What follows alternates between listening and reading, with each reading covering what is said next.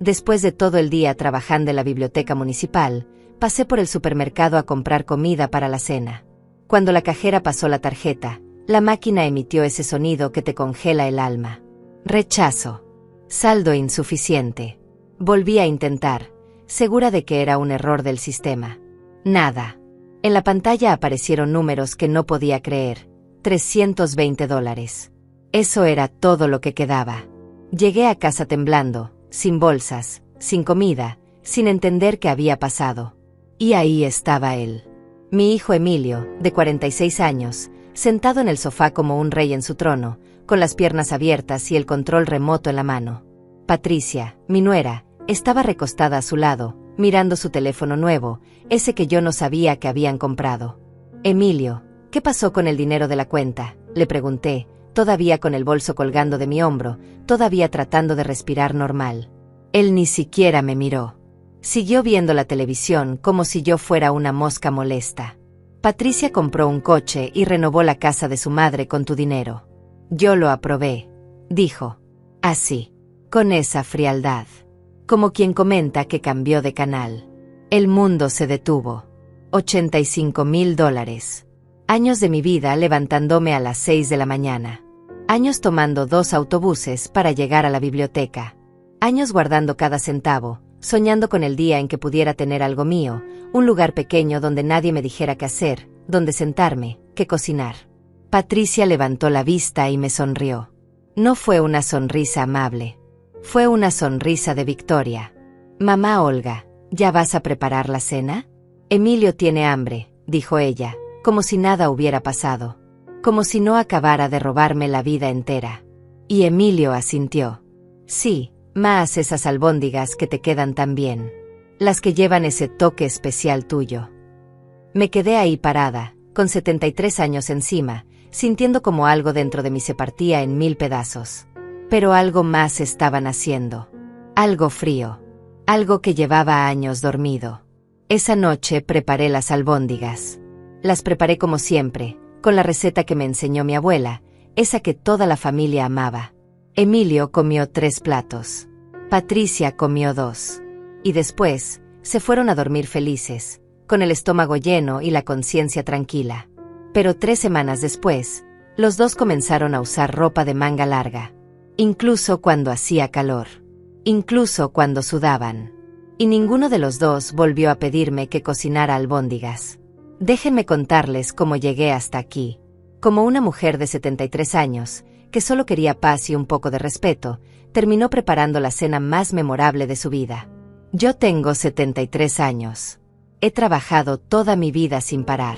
Limpié casas ajenas cuando mi esposo murió y Emilio tenía solo 8 años. Trabajé en una fábrica de textiles durante 15 años, de pie, con las manos hinchadas y la espalda que crujía cada noche. Después estudié por las noches, con los ojos ardiendo de cansancio, para conseguir el certificado que me permitió entrar a la biblioteca municipal. Ese trabajo en la biblioteca era mi orgullo. No pagaba mucho, pero era digno. Tenía un escritorio. La gente me decía buenos días, señora Olga, con respeto. Ayudaba a niños a encontrar libros para sus tareas. Organizaba los archivos con cuidado. Era un lugar tranquilo, donde podía respirar, donde nadie me gritaba. Nunca pedí mucho en la vida. Solo quería un rincón callado donde tomar mi té por las mañanas, sin que nadie me dijera que le estaba haciendo mal. Soñaba con jubilarme pronto y tal vez, solo tal vez, alquilar un departamento pequeño cerca del Parque Central. Algo sencillo, con una ventana grande por donde entrara el sol. Algo mío. Emilio nació cuando yo tenía 27 años. Fue un bebé hermoso, con los ojos grandes de su padre y mi nariz pequeña. Su padre, mi esposo Esteban, trabajaba en la construcción. Ganábamos apenas lo suficiente para pagar la renta de un departamento de 2 cuartos en las afueras de la ciudad. Pero éramos felices. Esteban me abrazaba por las noches y me decía que algún día tendríamos una casa propia, con un jardín donde Emilio pudiera jugar. Cuando Emilio tenía 8 años, Esteban murió en un accidente en la obra. Una viga mal asegurada. Sin seguro. Sin indemnización. La empresa simplemente cerró y los dueños desaparecieron. Me quedé sola con un niño, con deudas, con un futuro que parecía un pozo sin fondo. Pero no me rendí.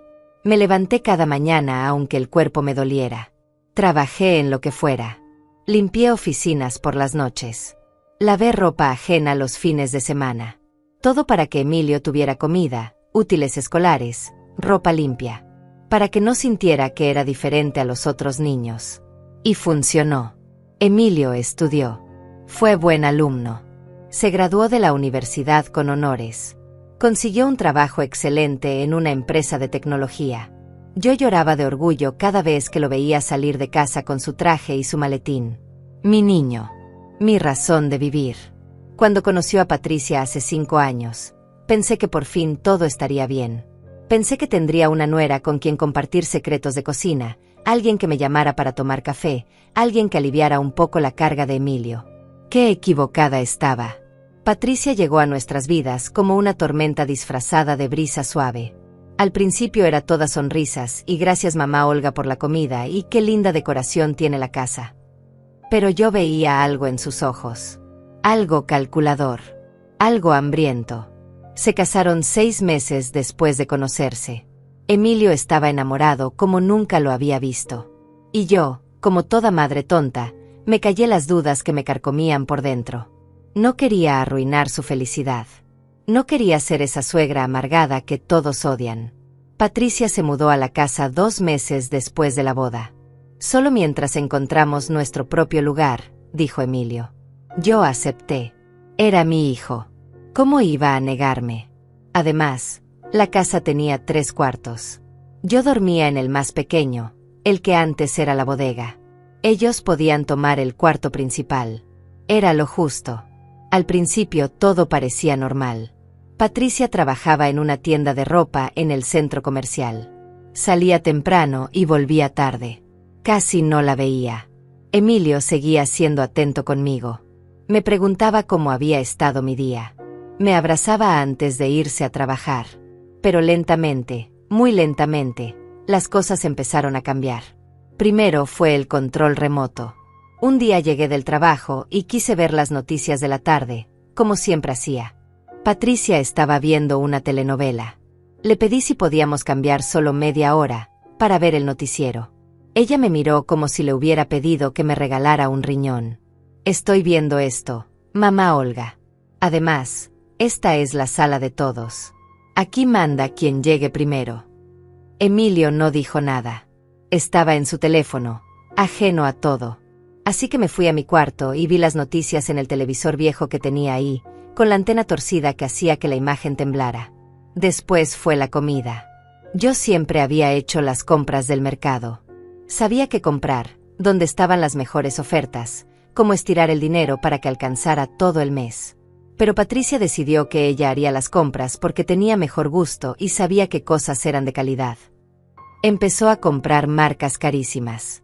Quesos importados. Vinos que costaban más que mi salario semanal. Cortes de carne que yo nunca me hubiera atrevido a comprar. Y cuando yo comentaba que tal vez era mucho gasto, ella me miraba con desdén. Es que usted está acostumbrada a lo barato, mamá Olga. Emilio merece cosas buenas. Él trabaja muy duro. Como si yo no hubiera trabajado duro toda mi vida. Como si mis manos arrugadas y mis rodillas que crujían no fueran prueba suficiente de todo lo que había sacrificado. Emilio, mi hijo, el niño que yo había criado sola, que había visto todo lo que sufrí por él, no decía nada. Simplemente comía el queso caro y tomaba el vino importado y me daba las gracias como si yo fuera la sirvienta que había preparado la mesa. Entonces llegó Lidia, la madre de Patricia. Una mujer de 60 años con el cabello teñido de caoba y las uñas siempre pintadas de color coral brillante. Usaba perfume tan fuerte que podías olerla desde el pasillo. Y tenía esa voz chillona que te taladraba los oídos. La primera vez que vino a la casa, entró como si fuera la dueña. Ni siquiera me saludó. Pasó junto a mí como si yo fuera parte del mueble y se dejó caer en el sofá. Patricia, hija, ¿qué casa tan linda tienes?, dijo, mirando alrededor con aprobación. Tu casa. Como si mi nombre no estuviera en los papeles. Como si yo no hubiera pagado 30 años de hipoteca para tener ese techo sobre mi cabeza. Patricia sonrió. Gracias, mami. Estamos haciendo algunas mejoras. Queremos que todo se vea más moderno. ¿Mejoras? ¿Con qué dinero? Pero no dije nada. Me tragué las palabras como me había tragado tantas cosas en la vida. Lidia empezó a venir cada vez más seguido. 2 veces por semana. 3 veces. A veces se quedaba a dormir. Y cada vez que venía, traía críticas envueltas en sonrisas falsas. Ay, Olga, ¿todavía usas esas cortinas? Están tan pasadas de moda. Patricia debería cambiarlas por algo más elegante. Olga, ese guiso huele muy fuerte. A mí y a Patricia no nos gusta la comida con tanto condimento. Deberías cocinar más suave. Olga, ¿por qué no te pintas el cabello? Las canas te hacen ver mucho más vieja. Mi estilista es excelente, aunque es un poco caro para tu presupuesto. Y Patricia se reía. Se reía de los comentarios de su madre como si fueran chistes inocentes. Emilio miraba su teléfono. Siempre su maldito teléfono. Una noche, después de que Lidia se fuera, exploté. Le dije a Emilio que no me gustaba cómo me hablaban. Que me sentía irrespetada en mi propia casa. Que necesitaba que él me defendiera, aunque fuera una vez. Emilio suspiró. Como si yo fuera una niña caprichosa pidiendo un juguete. Mamá, no seas dramática. Lidia es así con todo el mundo. No lo toma personal. Y Patricia te quiere mucho. Solo está tratando de que la casa se vea mejor. Deberías estar agradecida de que se preocupe. Agradecida. Esa palabra se me clavó en el pecho como un cuchillo oxidado. Pero lo peor todavía no había llegado. Lo peor fue cuando Patricia dejó su trabajo en la tienda. Estoy cansada de trabajar para otros, anunció un día durante la cena. Emilio y yo decidimos que me voy a quedar en casa. Así puedo cuidar mejor de todo. ¿Cuidar de qué?, me pregunté. Ella no limpiaba. Yo seguía fregando los pisos, lavando la ropa, planchando las camisas de Emilio. Ella se levantaba a las 11 de la mañana, se pintaba las uñas, veía televisión, hablaba por teléfono con sus amigas durante horas.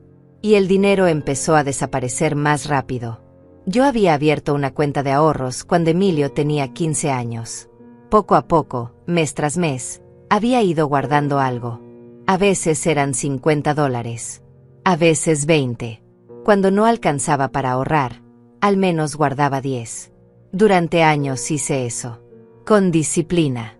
Con esperanza. Cuando Emilio cumplió 25 años y consiguió su trabajo, le propuse algo. Abramos una cuenta juntos.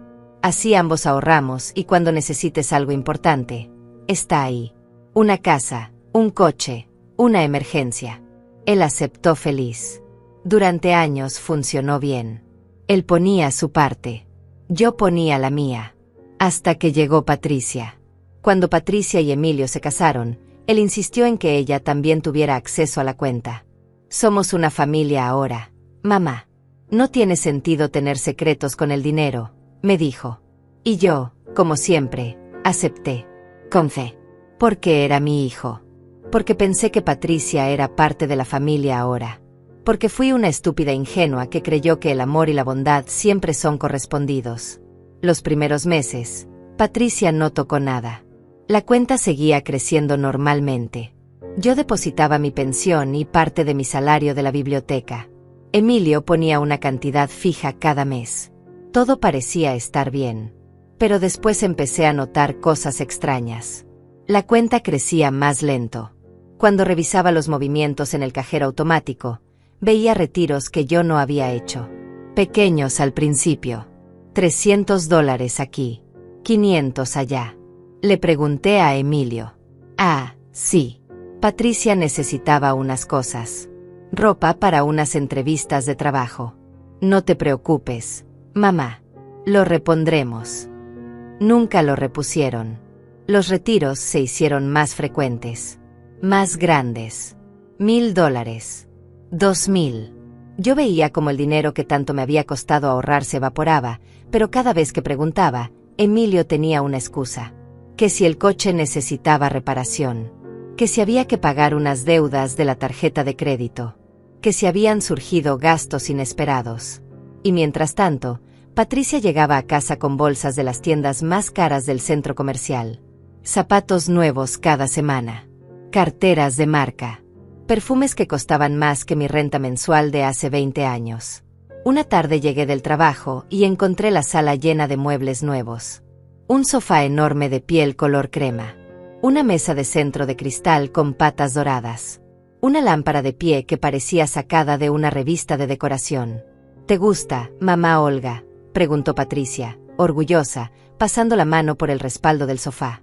Necesitábamos cambiar esos muebles tan viejos que tenías. Daban pena. Esos muebles viejos los había comprado yo hace 15 años, con el primer aguinaldo decente que recibí en la biblioteca. Me había costado meses de ahorro extra. Y eran cómodos, resistentes, perfectos. ¿Cuánto costó todo esto?, pregunté, aunque ya sabía que no me iba a gustar la respuesta. No te preocupes por eso. Emilio y yo nos encargamos. Además, es nuestra casa. Tenemos derecho a que se vea bien. Nuestra casa. Mis 30 años de hipoteca pagada. Mi nombre en las escrituras. Mi casa. Pero ahora era nuestra casa. De ellos. Emilio llegó esa noche y ni siquiera parpadeó al ver los muebles nuevos. Se sentó en el sofá de piel, estiró los brazos y sonrió. Está cómodo. Buen trabajo, amor. Yo me senté en la orilla del sofá nuevo, con miedo de ensuciarlo, sintiéndome como una invitada en mi propia sala. Las visitas de Lidia se volvieron insoportables. Ya no venía sola. Traía a sus amigas. Mujeres de su edad con rostros estirados por cirugías y risa estridente. Se sentaban en mi sala, bebían mi café, comían las galletas que yo compraba y hablaban de mí como si yo no estuviera ahí. Pobre Patricia, qué carga tan pesada tener que vivir con la suegra, decía una de ellas, una tal Araceli, con el cabello rubio platinado y aretes enormes de perlas falsas. Sí, pero mira qué casa tan linda. Al menos eso compensa, respondía otra. Y Lidia asentía, tomando su café con el dedo meñique levantado, como si fuera una reina. Mi hija es una santa. No cualquiera aguanta estas situaciones. Pero bueno, mientras Olga se porte bien y no cause problemas, supongo que pueden convivir. Portarme bien. Como si fuera un perro al que hay que entrenar. Patricia estaba ahí, sentada junto a su madre, y no dijo nada. No me defendió.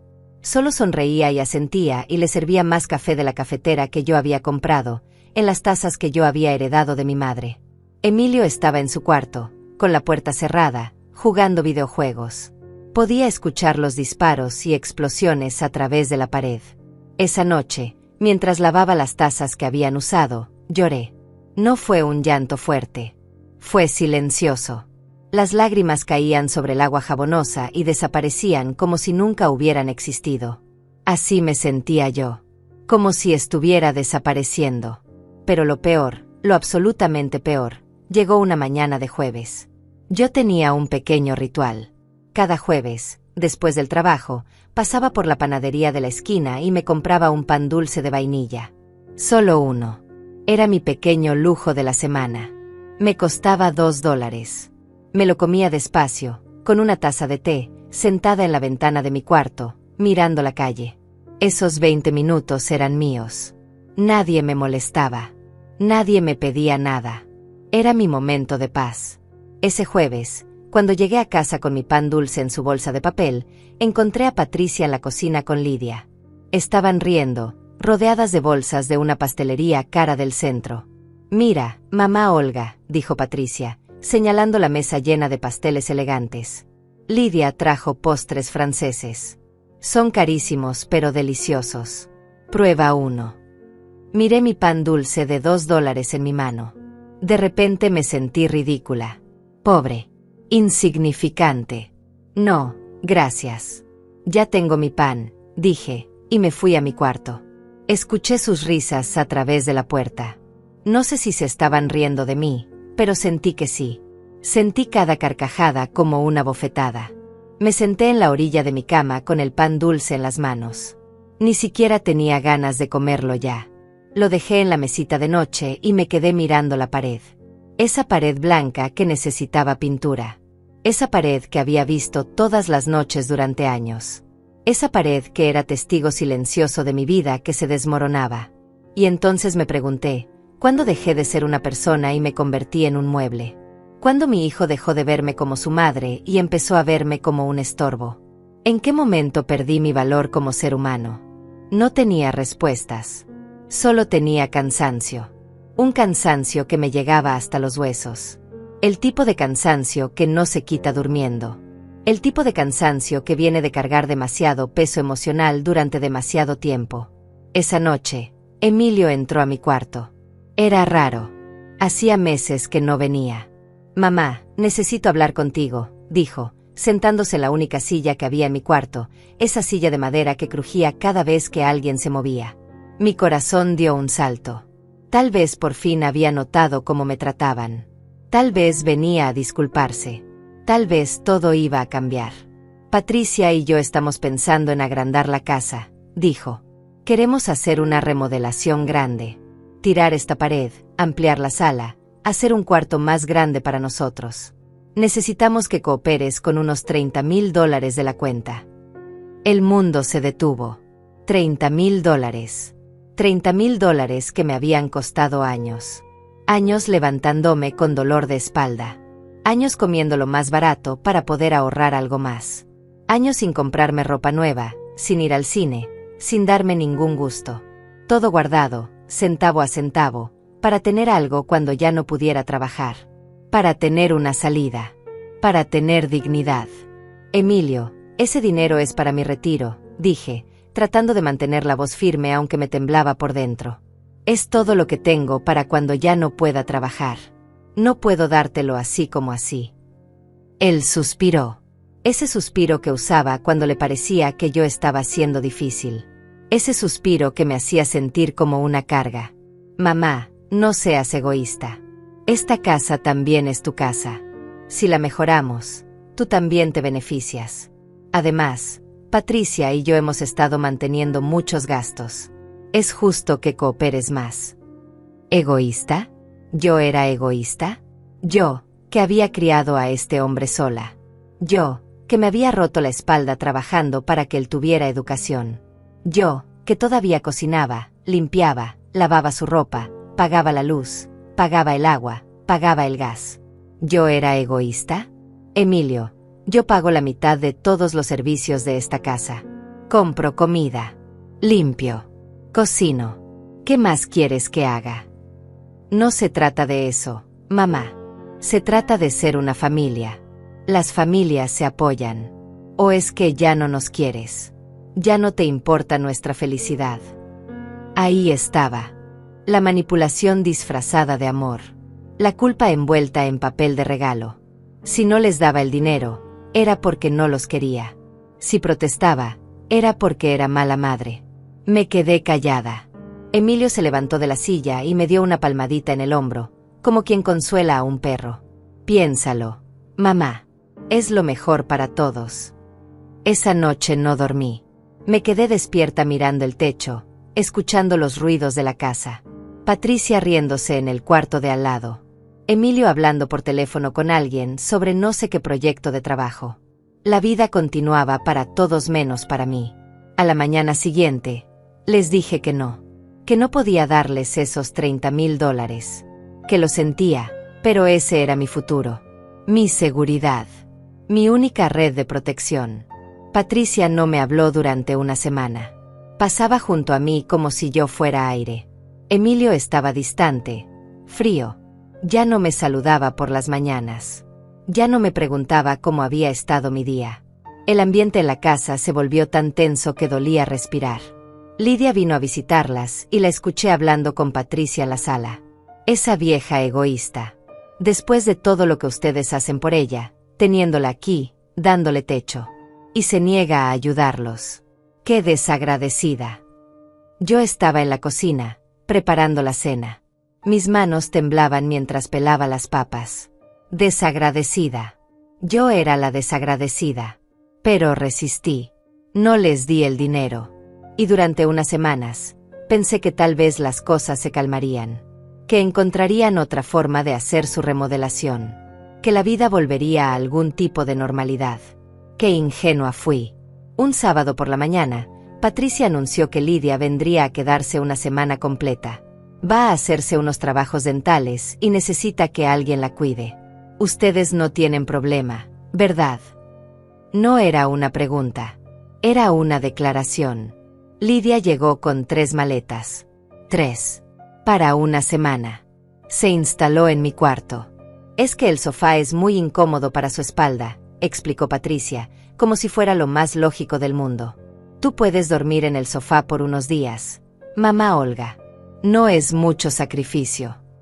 73 años. Trabajando desde las 6 de la mañana. Llegando a casa con las piernas hinchadas. Y se suponía que debía dormir en el sofá para que Lidia, que ni siquiera vivía ahí, durmiera cómoda en mi cama. Emilio no dijo nada.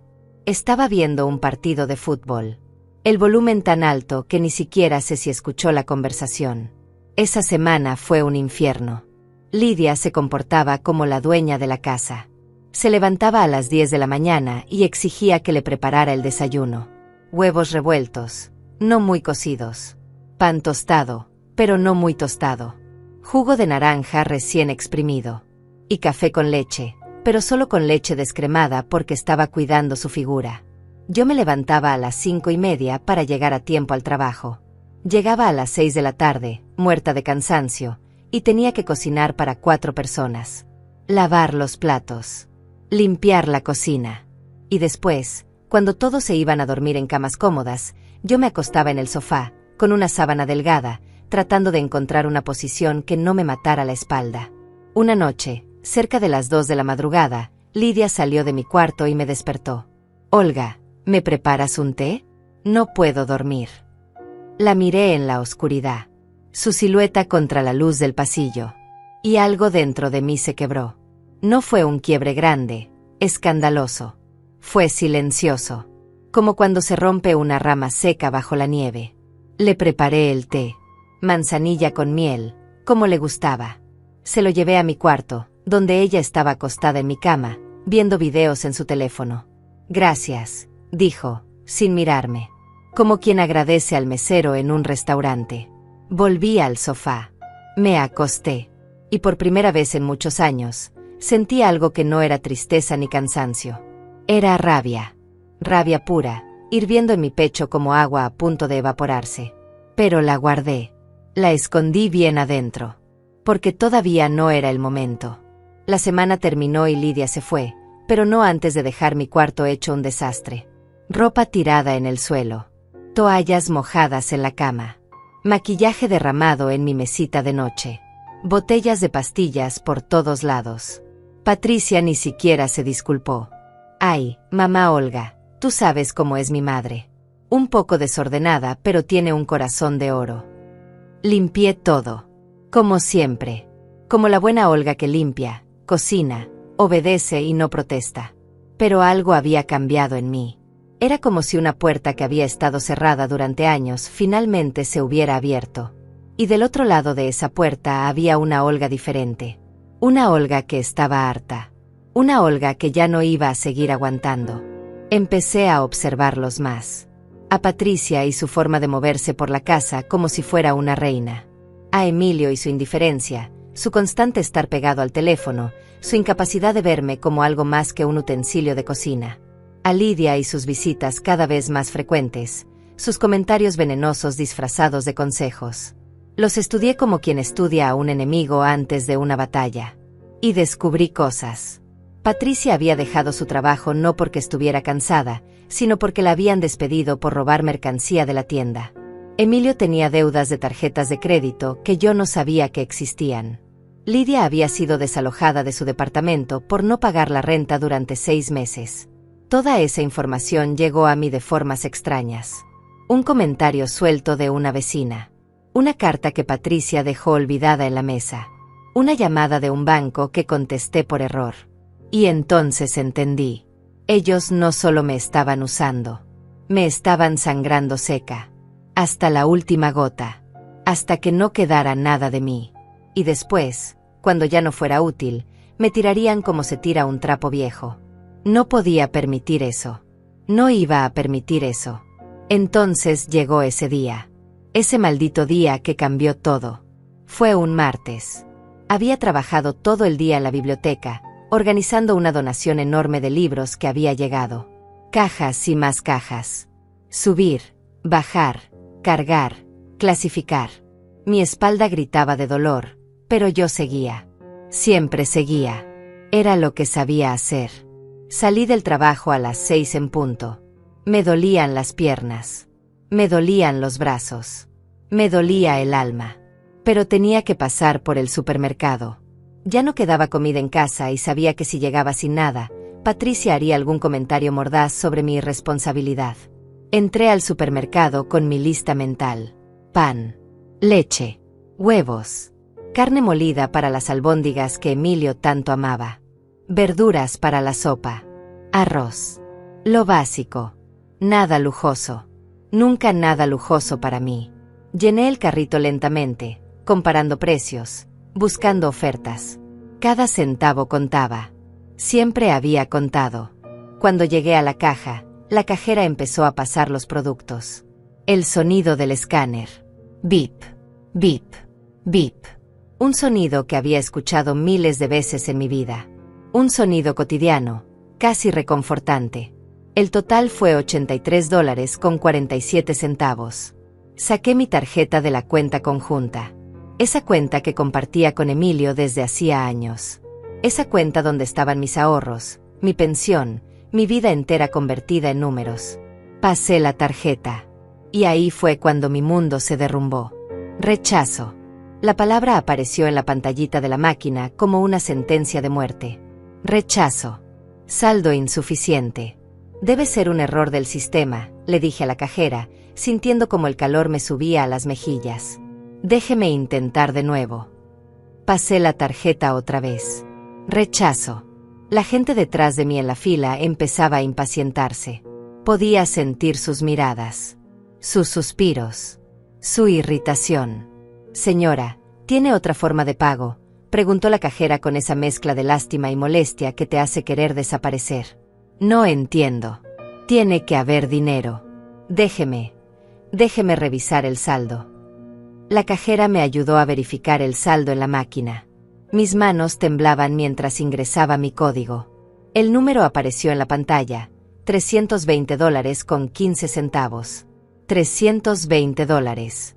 En una cuenta que hace 2 semanas tenía $85.400.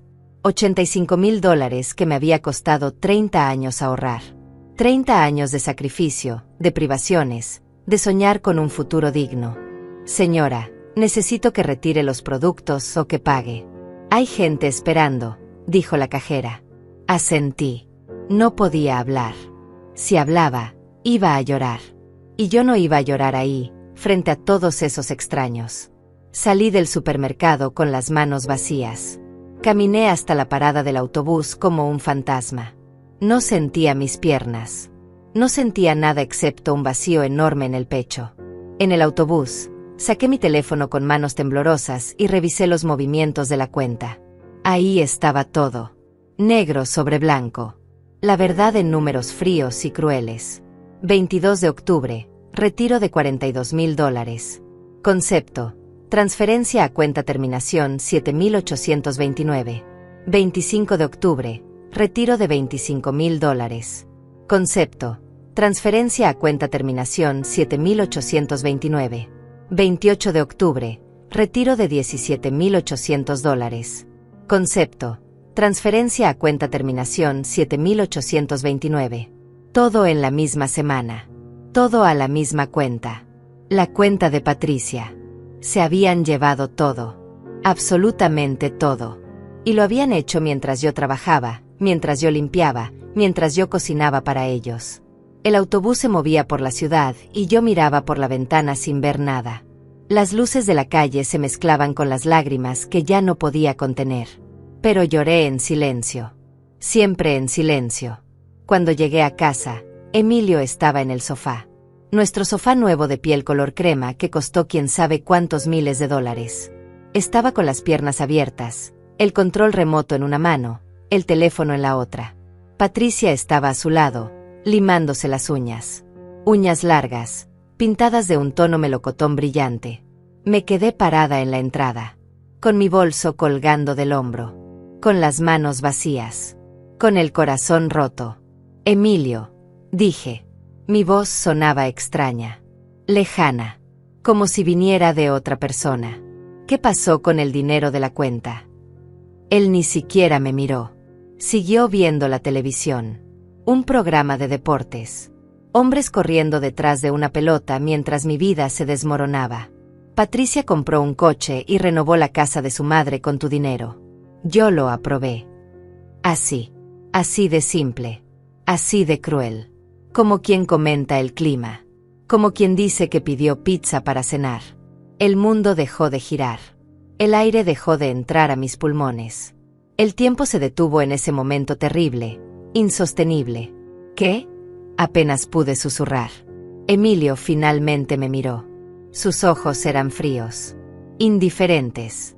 Los ojos de un extraño. El coche de Patricia ya estaba muy viejo. Necesitaba uno nuevo. Y la casa de Lidia estaba cayéndose a pedazos. Había que arreglar el techo, los pisos, el baño. Eran necesidades reales, mamá, no caprichos. Ese era mi dinero, dije. Mi dinero, mis ahorros, mi futuro.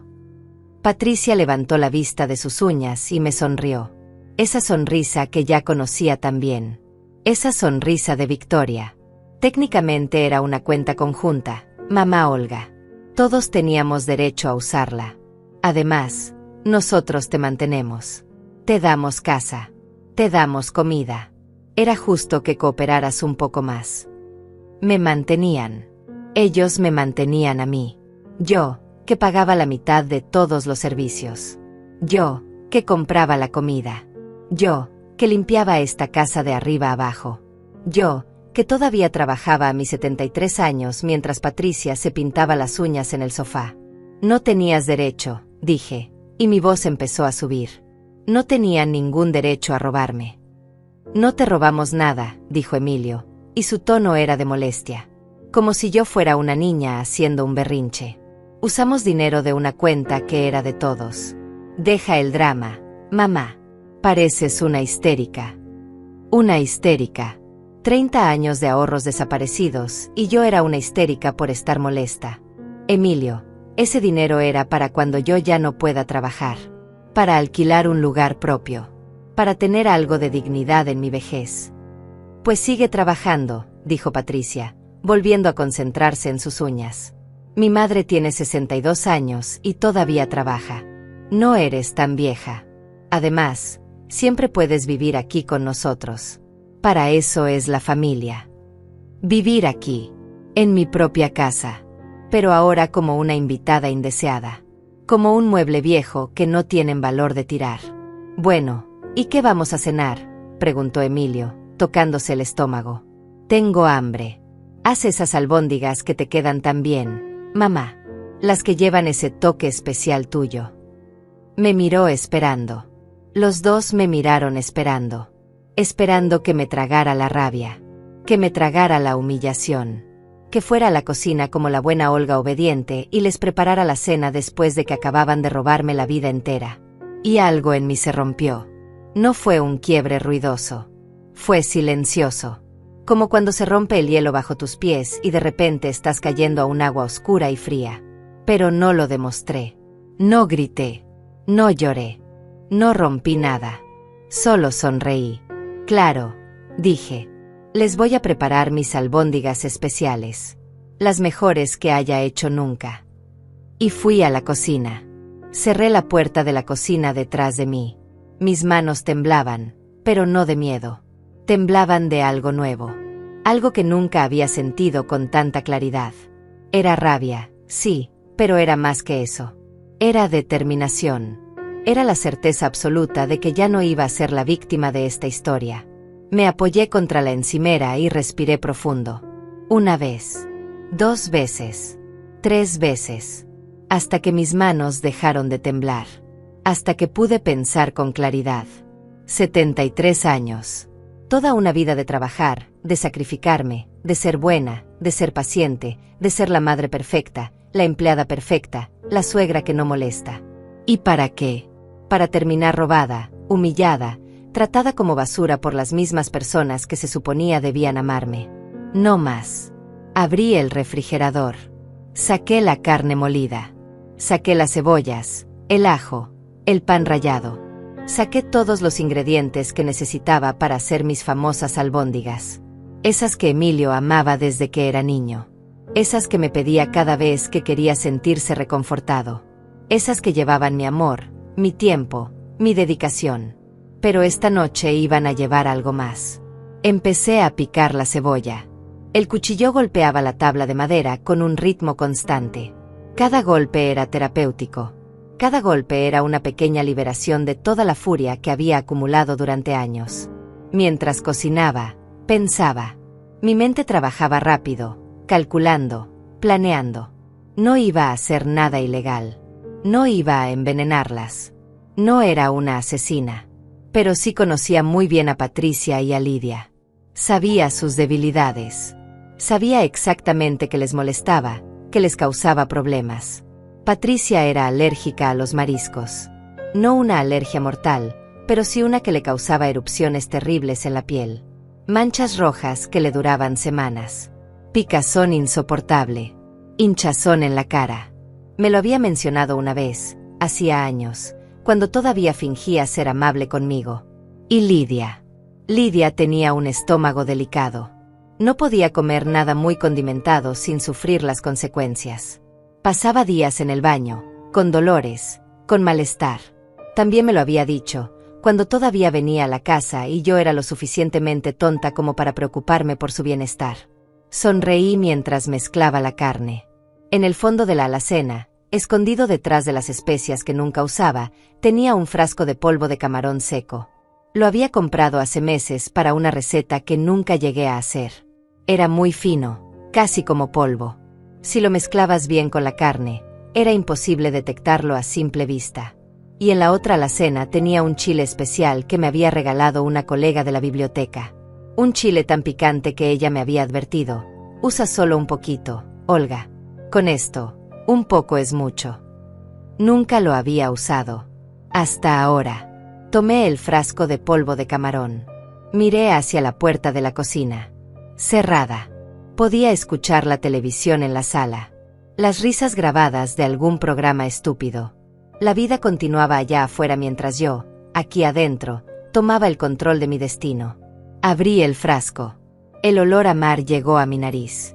Vacié una cucharada generosa en la mezcla de carne. Luego otra. Lo mezclé bien, muy bien, hasta que era completamente invisible.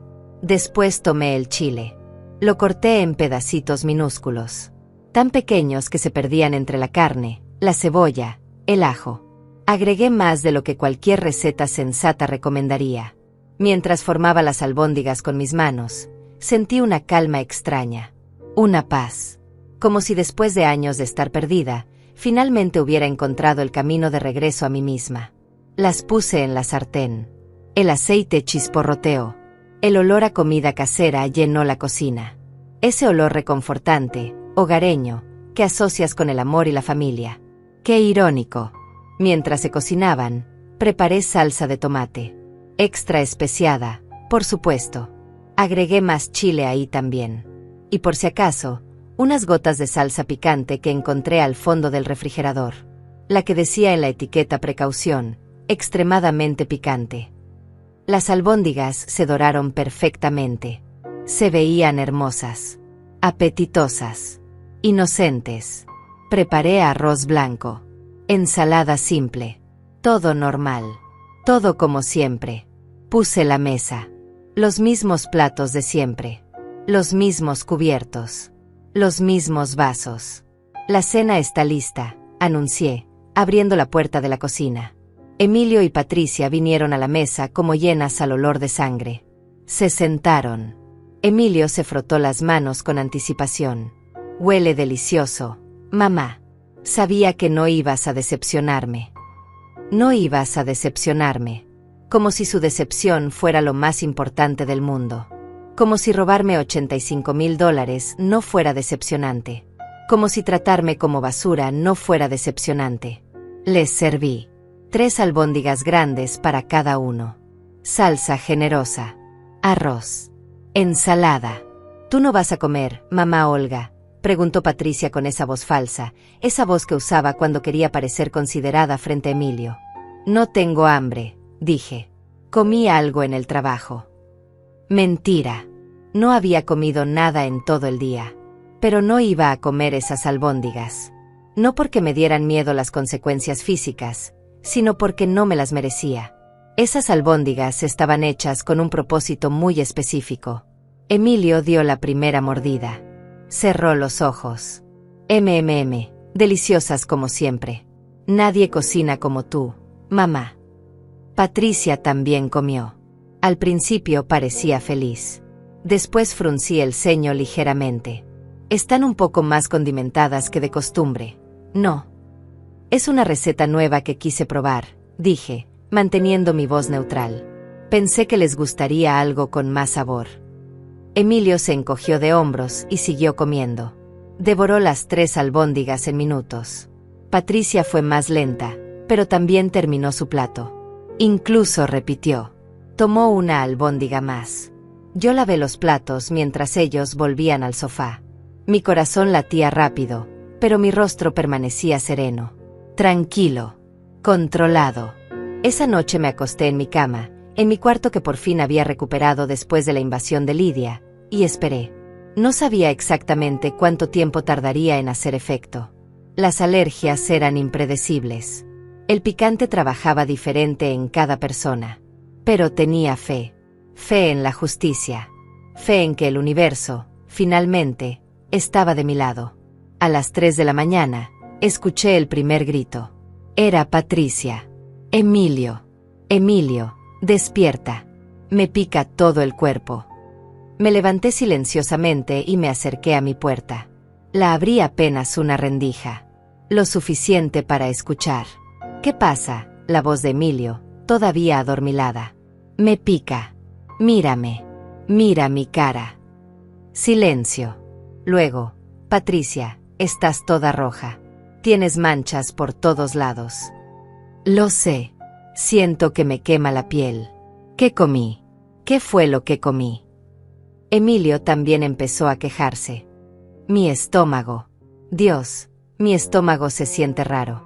Como si estuviera ardiendo por dentro. Necesito ir al baño, gritó Patricia. La escuché correr por el pasillo. La puerta del baño se cerró de golpe. Emilio también se levantó. Patricia, apúrate. Yo también necesito el baño. Estoy ocupada. Ve al otro baño. El sonido de pies corriendo. Otra puerta cerrándose. Y entonces empezó la sinfonía. Los gemidos. Los quejidos. Los sonidos que no voy a describir, pero que todos podemos imaginar. El agua corriendo constantemente. Patricia llorando. Emilio maldiciendo. Me metí de nuevo en mi cama y sonreí en la oscuridad. No era una sonrisa de alegría. Era una sonrisa de justicia. De equilibrio restaurado. De dignidad recuperada. A la mañana siguiente, Patricia no salió de su cuarto. Cuando finalmente lo hizo, cerca del mediodía, su cara era un mapa de manchas rojas. Tenía los ojos hinchados.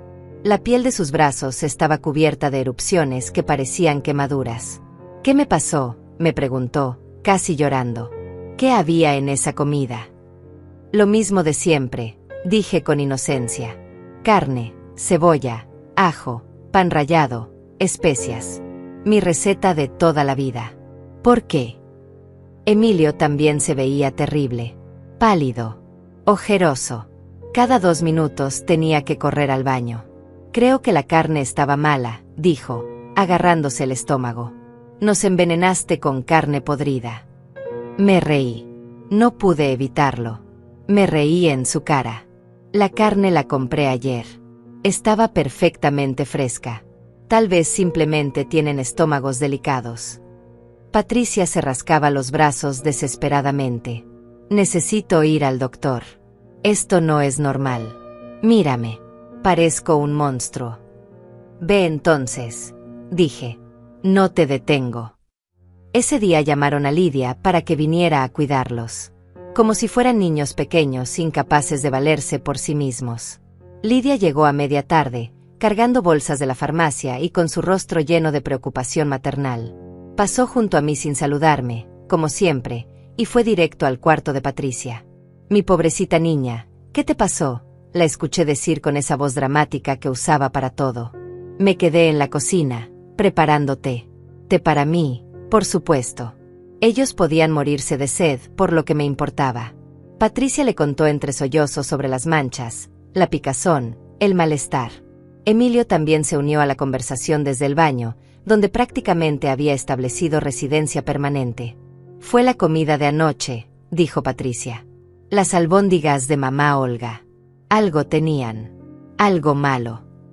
«¿Y tú comiste esas albóndigas?», le preguntó Lidia a Patricia, bajando la voz pero no lo suficiente como para que yo no escuchara. «Sí, mamá.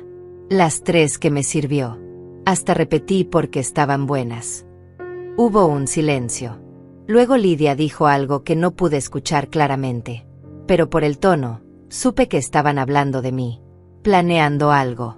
Tal vez pensando que yo las había envenenado a propósito. Que piensen lo que quieran, pensé. Que lo prueben. Esa noche Lidia me exigió que le mostrara los ingredientes que había usado para las albóndigas. Abrí la alacena con toda la calma del mundo.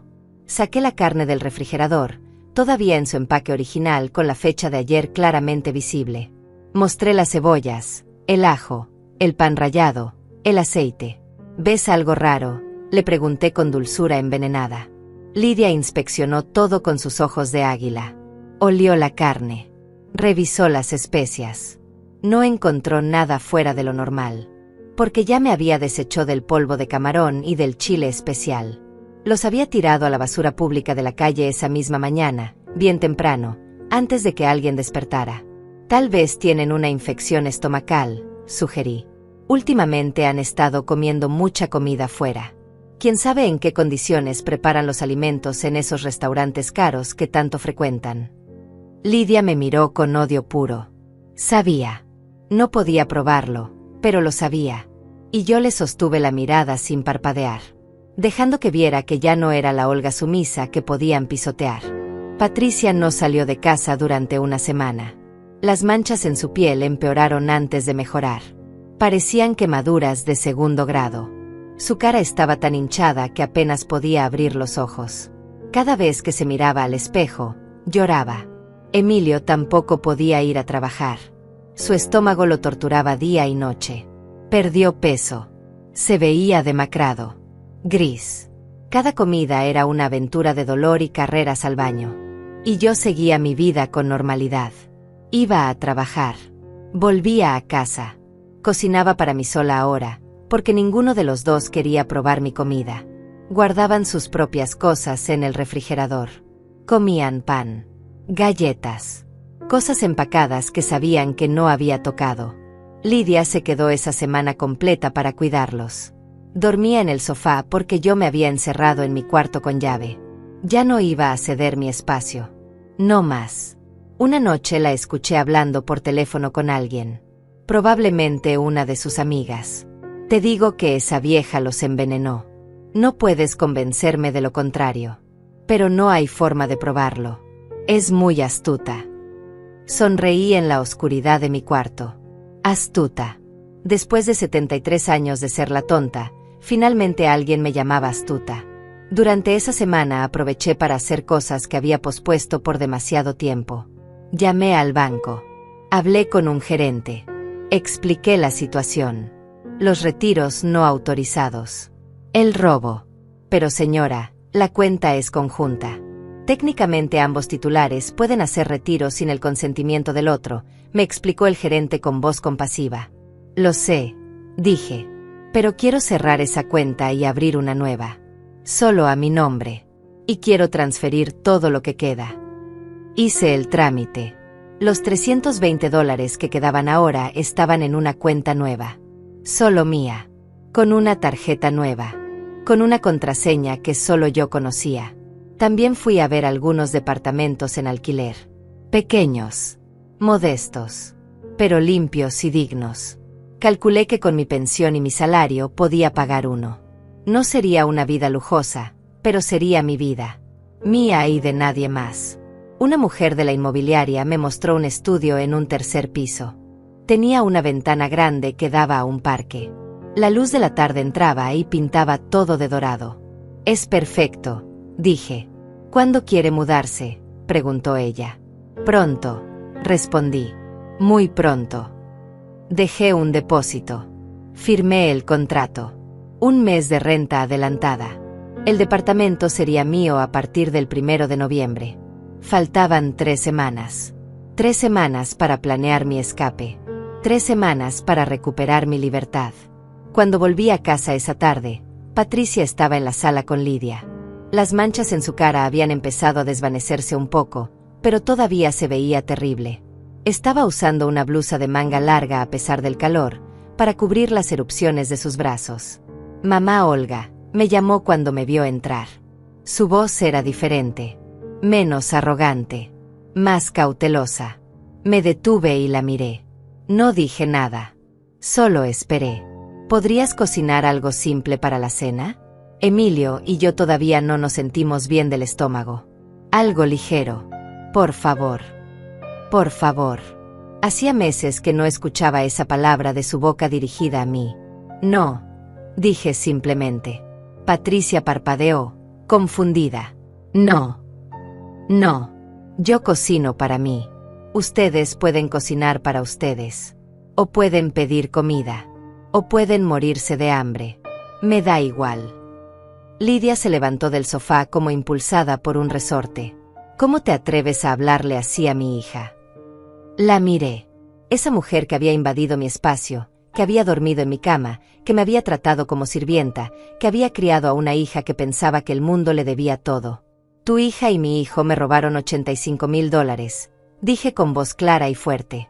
«Compraron un coche para ella y renovaron tu casa. Mi casa, que yo pagué durante 30 años, la están tratando como si fuera de ellos. Me han humillado, despreciado, usado y desechado. Así que no, Lidia. Ya no voy a cocinar para ellos. Ya no voy a limpiar para ellos. Ya no voy a hacer nada para ellos». El silencio que siguió fue ensordecedor. Patricia se puso pálida. Bueno, más pálida de lo que ya estaba con las manchas. «Mamá Olga, nosotros». Yo no quise. «Sí quisiste», la interrumpí. «Quisiste exactamente esto. Querías mi dinero. Querías mi casa. Querías usarme hasta que no quedara nada. Pues felicidades. Lo lograste. Ya no queda nada de la Olga tonta que era antes». Emilio salió del baño en ese momento, todavía viéndose enfermo. «¿Qué está pasando? ¿Por qué están gritando?». «Tu madre nos está insultando», dijo Lidia con indignación. «Tu madre les está diciendo la verdad», corregí. «Y si no les gusta, pueden irse. Pueden irse a vivir a la casa renovada de Lidia. Pueden usar el coche nuevo de Patricia. Pueden hacer lo que quieran. Pero ya no van a usar mi casa, mi dinero ni mi paciencia». Emilio me miró como si no me reconociera. Y tenía razón. Esta no era la madre que él conocía. Esta era una mujer nueva. Una mujer que había encontrado su columna vertebral después de 73 años. «Mamá, está siendo irracional», dijo él, tratando de usar ese tono condescendiente que antes funcionaba. «Entiendo que estés molesta por el dinero, pero fue una decisión familiar. Podemos hablarlo». «No hay nada que hablar», dije. «La decisión está tomada. Y si no les gusta, la puerta está ahí». Me fui a mi cuarto. Cerré la puerta. Puse el seguro. Y por primera vez en años, me senté en mi cama y respiré. Respiré profundo. Respiré libre. Afuera podía escuchar sus voces alteradas. Lidia gritando sobre mi falta de respeto. Patricia llorando sobre su piel arruinada. Emilio tratando de calmarlas a ambas. Pero sus voces sonaban lejanas. Como un programa de televisión en otra habitación. Presente pero irrelevante. Saqué mi teléfono y abrí las fotos del departamento que acababa de alquilar. Esa ventana grande. Esa luz dorada. Ese espacio que pronto sería mío. 3 semanas. Solo tenía que aguantar 3 semanas más. Y después, sería libre. Las siguientes 2 semanas fueron extrañas. Como vivir en una casa donde todos son fantasmas que se cruzan pero no se tocan. Patricia y Emilio me evitaban. Yo los evitaba a ellos. Lidia había vuelto a su casa renovada, no sin antes lanzarme miradas asesinas y murmurar cosas sobre viejas malagradecidas. Las manchas de Patricia tardaron casi 3 semanas completas en desaparecer. 3 semanas usando mangas largas incluso cuando el calor era insoportable. 3 semanas sin poder ponerse sus vestidos escotados, sus blusas de tirantes, toda esa ropa que le gustaba usar para presumir. 3 semanas mirándose al espejo y llorando porque su piel perfecta ahora estaba manchada, irritada, arruinada. Emilio finalmente pudo volver al trabajo después de 2 semanas, pero seguía delgado, pálido, con ojeras profundas. Su estómago había quedado sensible. Ya no podía comer cualquier cosa sin consecuencias. Cada comida era una ruleta rusa de dolor abdominal. Y yo observaba. Observaba sin decir nada, sin mostrar satisfacción. Pero por dentro, sentía esa justicia fría, esa sensación de equilibrio que había estado ausente durante tanto tiempo. Una noche, Emilio tocó a la puerta de mi cuarto. Era tarde, casi las 11. «Mamá, ¿podemos hablar?», preguntó a través de la puerta. Consideré no abrir. Consideré decirle que se fuera. Pero algo en su voz sonaba diferente. Más pequeño. Más humano. Abrí la puerta. Él estaba ahí parado, en pijama, con el cabello desordenado, viéndose más como el niño que yo recordaba que como el hombre en el que se había convertido. «¿Qué quieres?», pregunté, manteniendo mi voz neutral. «Quiero disculparme», dijo. Y por primera vez en meses, me miró a los ojos. Realmente me miró. No dije nada. Solo esperé. Sé que lo que hicimos estuvo mal. Lo del dinero. Debí preguntarte primero. Debí ser mejor hijo. Palabras. Solo palabras. Después de todo lo que había pasado. ¿Patricia te pidió que vinieras a decir esto?, pregunté. No. Ella ni siquiera sabe que estoy aquí. De hecho, no me está hablando. Dice que es mi culpa que le haya pasado lo de la piel. Que debí haberme dado cuenta de que algo andaba mal con la comida. Interesante. El paraíso no era tan perfecto, después de todo. Mamá, sé que suena patético, pero te extraño. Extraño cómo eran las cosas antes. Cuando todavía nos llevábamos bien. Antes de que me robaras todo mi dinero, dije sin emoción. Antes de que tu esposa me tratara como basura. Antes de que me hiciera sentir invisible en mi propia casa. Él agachó la cabeza. Lo sé. Lo arruiné todo. Y no sé cómo arreglarlo. No puedes, dije simplemente. Lo que rompiste no se puede arreglar, Emilio. Rompiste mi confianza. Rompiste mi corazón. Rompiste años de sacrificio. ¿Cómo se arregla eso? No lo sé, susurró. Y por un momento, vi lágrimas en sus ojos. Parte de mí, esa parte que todavía era madre, quiso abrazarlo. Quiso consolarlo. Quiso decirle que todo estaría bien. Pero esa parte era pequeña ahora. Muy pequeña. La había enterrado bajo capas de dolor y desilusión. Emilio, criarte fue lo mejor que hice en mi vida. Pero dejarte usar mi amor como arma contra mí fue lo peor. Ya no voy a cometer ese error. ¿Qué significa eso?, preguntó, y había miedo en su voz. Significa que me voy, dije. Ya alquilé un departamento. Me mudo en una semana. El shock en su rostro hubiera sido cómico en otras circunstancias. ¿Te vas? ¿A dónde? ¿Cómo vas a pagar? Eso ya no es tu problema, respondí. Encontraré la forma. Lo que sé es que ya no puedo vivir aquí. No después de todo. Pero mamá, esta es tu casa. Era mi casa, corregí. Ahora es solo un lugar donde me hacen sentir miserable. Y tengo 73 años. No me queda tanto tiempo en este mundo. No voy a desperdiciar lo que me queda siendo infeliz. Emilio se quedó callado, procesando, probablemente calculando cómo iba a afectar esto su economía. Porque sin mi pensión, sin mi contribución a los gastos, las cosas iban a ponerse difíciles para él y Patricia. ¿Y si te devolvemos el dinero?, dijo de repente. Poco a poco. Podemos hacer un plan de pagos. Te devolveremos cada centavo. Me reí. Fue una risa seca, sin alegría. Emilio, ustedes gastaron $85,000 en un mes. En un coche y una renovación. ¿De dónde van a sacar dinero para devolverme? Además, ya no se trata del dinero. Se trata de que me traicionaron. De que me hicieron sentir como nada. Mamá, por favor, déjame arreglarlo. No, dije firmemente. Ya tomé mi decisión. Y esta vez, nadie me va a hacer cambiar de opinión. Cerré la puerta. Escuché sus pasos alejándose lentamente por el pasillo. Escuché la puerta de su cuarto cerrarse. Y después, voces. Patricia preguntando dónde había estado. Emilio explicando. Patricia gritando. ¿Cómo que se va? ¿Y quién va a pagar la luz? ¿El agua? ¿El gas? Tú sabes cuánto cuestan los servicios de esta casa. Así que era eso. No les importaba que me fuera porque me perdían como madre. Les importaba porque me perdían como fuente de ingresos. Los siguientes días fueron un ballet silencioso de evitación mutua. Yo empecé a empacar mis cosas. No tenía mucho. 73 años de vida cabían en 5 cajas de cartón. Ropa. Algunos libros. Fotos viejas. Las joyas de mi madre. La tetera que me regaló Esteban cuando cumplimos 5 años de casados. Patricia me veía empacar desde la puerta, con los brazos cruzados. Sus manchas habían desaparecido finalmente, pero su expresión era amarga. ¿De verdad nos vas a hacer esto?, preguntó un día. ¿Hacerles qué?, respondí sin dejar de doblar ropa. Irme de mi propia casa porque ustedes la convirtieron en un infierno.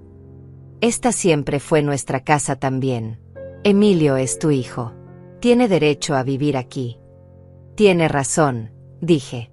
Por eso me voy yo. Pueden quedarse con la casa. Disfrútenla. Llénenla de muebles caros y comida importada. Inviten a Lidia a vivir aquí permanentemente si quieren.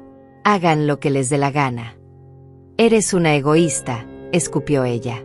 Una vieja egoísta que solo piensa en sí misma. La miré. Realmente la miré. Esa mujer que había llegado a mi vida como una tormenta y había destruido todo a su paso.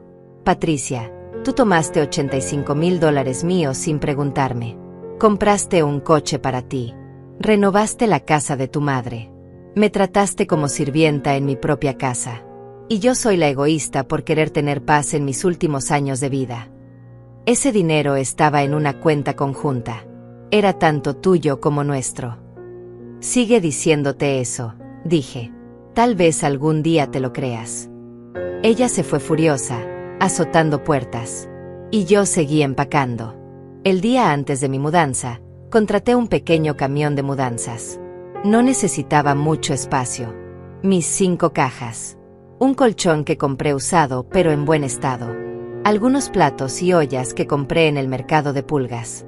Esa noche, cociné por última vez en esa cocina. Pero solo para mí. Hice sopa de verduras. Simple. Nutritiva. La comí lentamente, saboreando cada cucharada, mirando por la ventana hacia el callejón que había visto durante tantos años. Emilio no salió de su cuarto en todo el día. Patricia tampoco.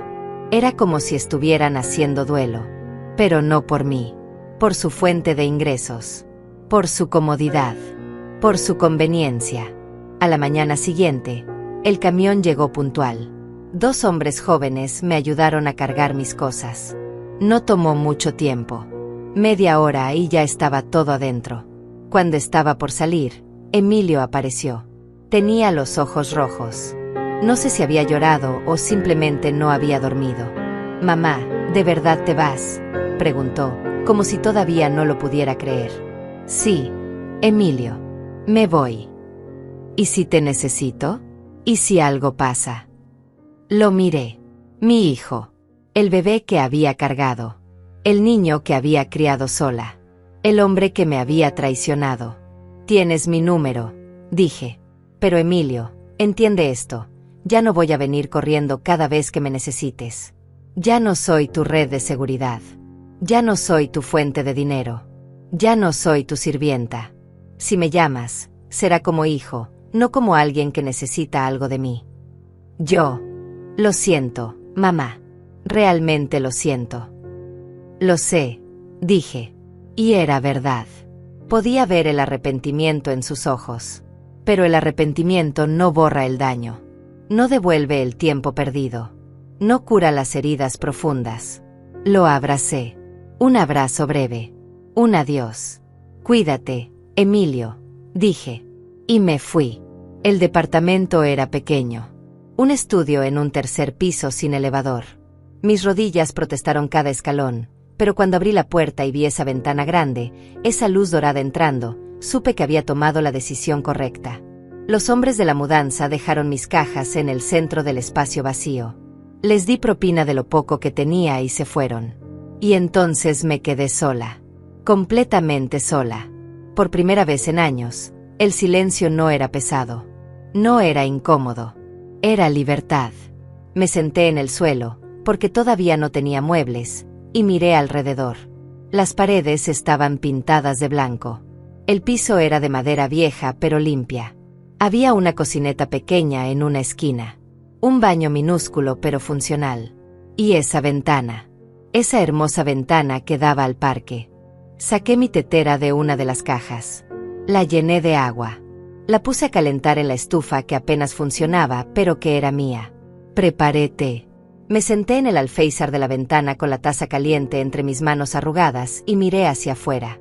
Había niños jugando en el parque.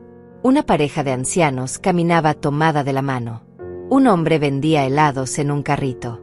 La vida continuaba, indiferente a mi pequeña revolución personal.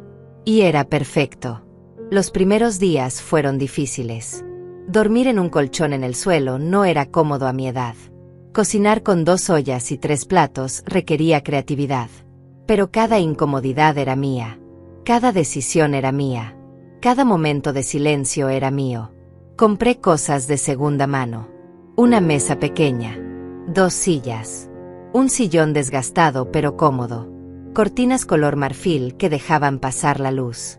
Plantas para la ventana. Poco a poco, el espacio vacío se convirtió en un hogar. Un hogar de verdad. No una casa donde era tolerada. Un hogar. Emilio me llamó 3 veces la primera semana. Yo contesté solo la primera vez. Mamá, ¿cómo estás? ¿Necesitas algo? Estoy bien, Emilio. No necesito nada. La casa se siente vacía sin ti. Eso me hizo reír. Vacía. La casa se sentía vacía para la hora que no había nadie cocinando, limpiando, pagando la mitad de todo. Te acostumbrarás, fue todo lo que dije. Las otras 2 llamadas no las contesté. Le mandé un mensaje. Estoy bien. Déjame vivir mi vida en paz. Patricia nunca llamó. No esperaba que lo hiciera. Lidia, sorprendentemente, sí. Fue la 4ª semana después de mi mudanza. Olga, necesito hablar contigo, dijo con esa voz que intentaba sonar conciliadora, pero que solo sonaba falsa. ¿Sobre qué, Lidia? Sobre mi hija. Sobre Emilio. Están teniendo problemas económicos. La casa es cara. Los servicios son caros. Necesitan ayuda. Que vendan el coche, dije sin emoción. Ese coche que compraron con mis $85,000. Seguro les